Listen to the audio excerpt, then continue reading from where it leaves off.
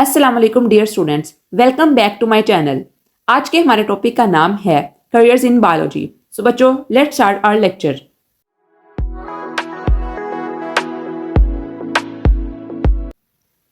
Okay बच्चों, कल के लेक्चर में हमने अपने करियर्स इन बायोलॉजी स्टार्ट किए थे और हमने हाफ कंप्लीट किए थे। आज जो रिमेनिंग हमारे पास करियर्स इन बायोलॉजी रह गए उनको हम डिस्कस करेंगे और देखेंगे कि हम उन करियर्स को क्यों पढ़ रहे हैं, उनकी इंपॉर्टेंस क्या है हमारी जिंदगी के अंदर और उससे हम किस तरह फायदा उठा सकते हैं। तो जो नंबर फर्स्ट पे हमारे पास आता है वो है फार्मिंग। फार्मिंग के प्रोफेशन को या इस करियर को आप देखने से पहले आप सबसे पहले समझो कि फार्मिंग होती क्या है। बेसिकली फार्मिंग जो होती है वो या तो एक एक्टिविटी होती है या फिर बिजनेस होता है जिसके अंदर किया जाता है, या तो क्रॉप्स ग्रो किए जाते हैं या फिर लाइफ स्टॉक्स को रेज्ड किया जाता है। मीन्स कि उनकी देखभाल की जाती है। ये सारा कुछ किसके अंदर आता है? फार्मिंग के अंदर। एक फैक्टर जो है वो हम स्टडी करते हैं, मीन्स कि हम फार्मिंग को अक्सर रिलेट कर देते हैं किसके साथ? क्रॉप्स प्रोडक्शन के साथ। मीन्स कि आपने देखा होगा ज़राअत के अंदर या काश्तकारी के अंदर क्या होता है कि हम सीड्स लगा रहे हैं ज़मीन के अंदर, ठीक है, उसको फर्टाइल कर रहे हैं, उसके अंदर फर्टिलाइजर ऐड कर रहे हैं, तो हम उसको कहते हैं कि वो काश्तकार है, वो ये कर रहा है, उसका ज़राअत से ये प्रोफेशनल लिंक्ड है, वो काश्तकारी के अंदर ये कर रहा है। अब एक फैक्टर जो है वो हम अक्सर मिस कर देते हैं कि फार्मिंग जो होती है वो लाइफ स्टॉक को रेजिंग के अंदर भी इंक्लूड होती है। मींस कि आप फार्मिंग की या फार्म के डिफरेंट टाइप्स चेक करें ना, तो उसके अंदर जो एक टाइप आती है वो आती है पोल्ट्री फार्म्स, या फिर आप कह लो एनिमल फार्म्स। पोल्ट्री फार्म्स होता है, बेसिकली आपको पता है कि जो पोल्ट्री फार्म होता है वो चिकन और एग्स की प्रोडक्शन से मंसूब होता है। मीन्स कि आप इसके अंदर बेसिकली इन चीज़ों को देखते हो। तो फार्मिंग जो होती है बेसिकली क्या होती है? कोई ऐसी एक्टिविटी या बिजनेस होती है जिसके अंदर आप क्या देख रहे हो, जिसके अंदर आप देख रहे हो कि आप क्रॉप्स की प्रोडक्शन या क्रॉप्स की ग्रोथ कैसे हो रही है और जो लाइफ स्टॉक है उसको आप कैसे रेस्ट कर रहे हो। और उससे बाद अगर हम इसके बेनिफिट्स चेक करें कि फार्मिंग के हमें बेनिफिट्स क्या मिल रहे हैं, अगर हम एक पर्सपेक्टिव से देखें क्रॉप्स की प्रोडक्शन या क्रॉप्स की ग्रोथ से, तो क्या हो रहा है? फार्मिंग से हमें डिफरेंट टाइप ऑफ प्रोडक्ट्स मिल रहे हैं, डिफरेंट टाइप ऑफ फूड्स मिल रहे हैं, फूड प्रोडक्ट्स मिल रहे हैं, क्रॉप्स मिल रहे हैं, ठीक है, मेज है, शुगर कैन है, कॉटन है, अब उसके आगे डिफरेंट यूजेस हैं। तो बेसिकली हम फिर ये कह सकते हैं कि farming is the most important career in biology.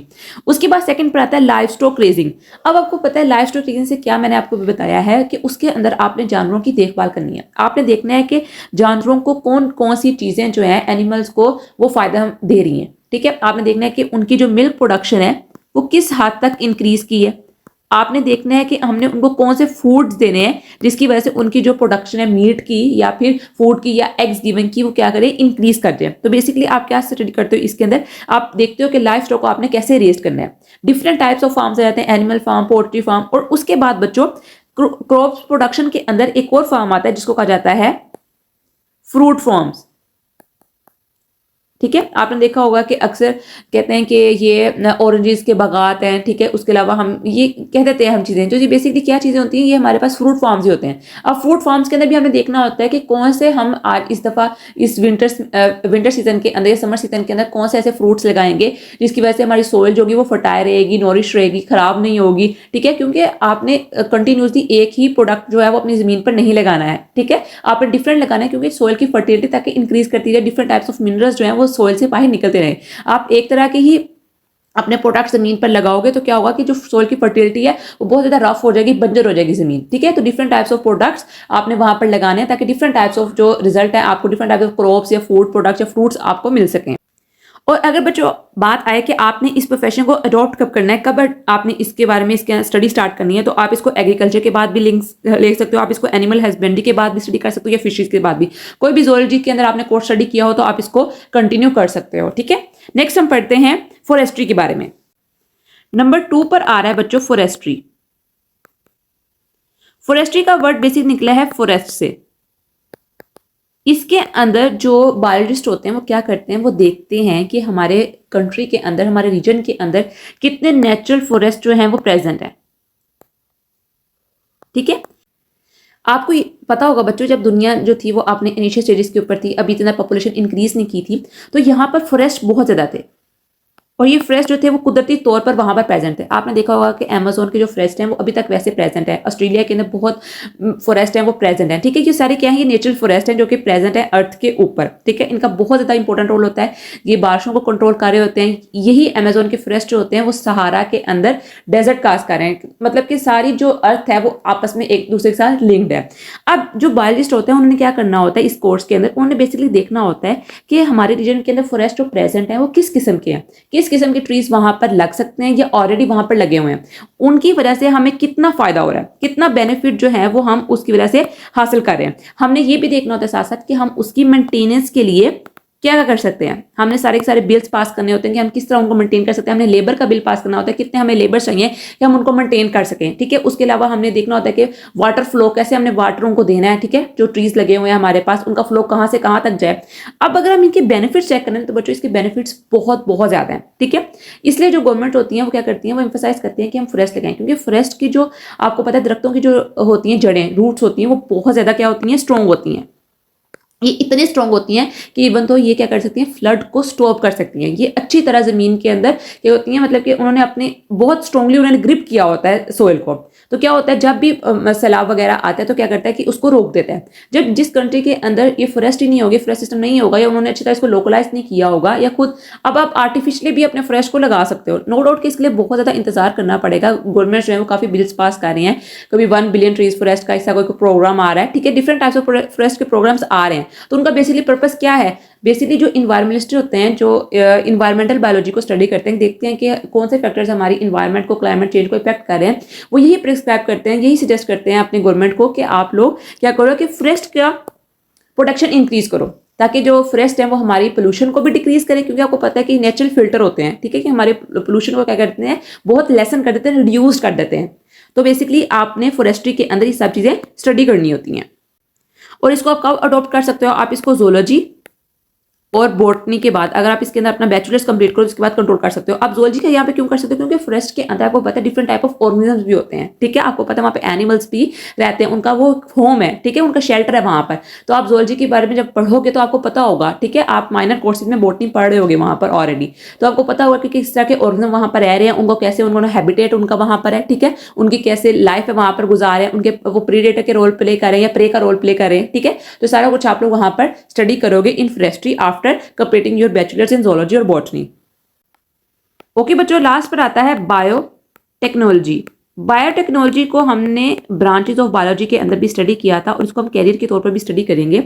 Biotechnology के अंदर बेसिकली क्या होता है, बायोटेक्नोलॉजी बेसिकली इंटीग्रेशन होती है किस चीज की, नेचुरल साइंस की और टेक्नोलॉजी की।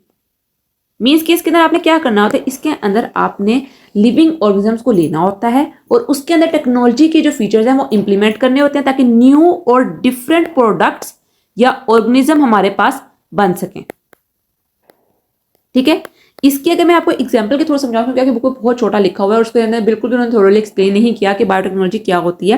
मैं आपको इसके एग्जांपल के थ्रू समझाती हूँ ताकि आपको अच्छी तरह समझ आए कि बायोटेक्नोलॉजी के अंदर आखिर हम करके, क्योंकि ये बहुत बहुत एडवांस फील्ड है बायोलॉजी की, ठीक है। इसको बहुत और सेपरेटली कोर्स है, ठीक है। यूनिवर्सिटीज जो है वो पूरी पूरी बनी हुई है इसके ऊपर बायोटेक्नोलॉजिस्ट के लिए, ठीक है। तो आप इसको अच्छी तरह समझो। बायोटेक्नोलॉजी के अंदर एक चीज होती है जिसको कहा जाता है जेनेटिकली मॉडिफाइड ऑर्गेनिज्म, GMO, ठीक है। इसके अंदर क्या होता है, बेसिकली जो ऑर्गेनिज्म होते हैं वो साइंटिस्ट जो होते हैं, बायोटेक्नोलॉजिस्ट होते हैं, वो सिंथेसाइज करते हैं खुद से। मीन्स कि वो क्या करते हैं कि किसी दूसरे ऑर्गेनिज्म का अच्छा सेल लेकर किसी दूसरे ऑर्गेनिज्म में डाल देते हैं ताकि वो उस तरह ग्रो कर सके। मैं आपको एग्जांपल के थ्रू समझाती हूँ। देखो, आपको पता है कि एक प्लांट है, प्लांट्स के ऊपर क्या होता है, जो इंसेक्ट्स होते हैं या बैक्टीरियाज होते हैं या कोई भी वायरस होता है वो अटैक करता है, ठीक है। अटैक करने से क्या होता है कि प्लांट्स के जो लीव्स होते हैं वो क्या होते हैं, डिस्ट्रॉय हो जाते हैं, डिस्टोर्ट हो जाते हैं। अब साइंटिस्ट क्या करते हैं या बायोटेक्नोलॉजी क्या करते हैं, वो देखते हैं कि कौन सा ऐसा प्रोसीजर लगाएं, कौन सी ऐसी टेक्निक लगाएं कि जो प्लांट्स के लीव हैं वो इन इंसेक्ट्स की वजह से क्या हो, इफेक्टेड ना हो। जनरली तौर पर हम क्या कर रहे होते हैं, हम जनरली तौर पर इंसेक्टिसाइड स्प्रे कर रहे होते हैं, ठीक है, इंसेक्ट्स को किल करने के लिए। लेकिन बायोटेक्नोलॉजिस्ट ने फिर क्या किया, उन्होंने देखा कि हम क्यों ना किसी एक इंसेक्टिसाइड के सेल का वो जीन उठाएं जो क्या करता है, जो कि ऑर्गेनिज्म को किल करता है। तो बायोटेक्नोलॉजिस्ट ने यही किया कि उन्होंने किसी एक इंसेक्टिसाइड का एक सेल लिया, ठीक है, सेल में से वो एक जीन स्पेसिफिकली उठाया, उस जीन को इस प्लांट सेल के अंदर कर दिया, इंसर्ट कर दिया। अब इंसर्ट करने से क्या हुआ है, जो अब न्यू प्लांट रिप्रोड्यूस करेगा या प्रोड्यूस होगा, उसके अंदर फीचर ऐसा होगा कि वो रेजिस्टेंट हो जाएगा इंसेक्टिसाइड्स के साथ। ठीक है, अब क्या होगा, अब प्लांट जो है वो ग्रो कर चुका है। ठीक है, अब जैसे ही इसके ऊपर कोई इंसेक्टिसाइड आके अटैक करेगा तो ये ऑटोमेटिकली उस इंसेक्टिसाइड को किल कर देगा। ये है जेनेटिकली मॉडिफाइड ऑर्गेनिज्म की प्रोडक्शन।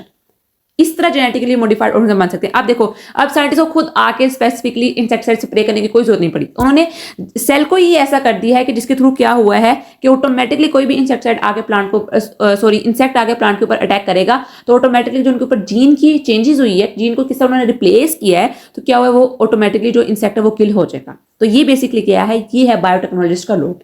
इसी तरह वो different types of organism, different types of medicine वो जनरेट करें। इंसुलिन जनरेट इसी तरह की गई है। ठीक है, डिफरेंट टाइप ऑफ थिंग्स जो है वो बच्चों उन्होंने साइंटिस्ट ने क्या किया, जनरेट किए हैं।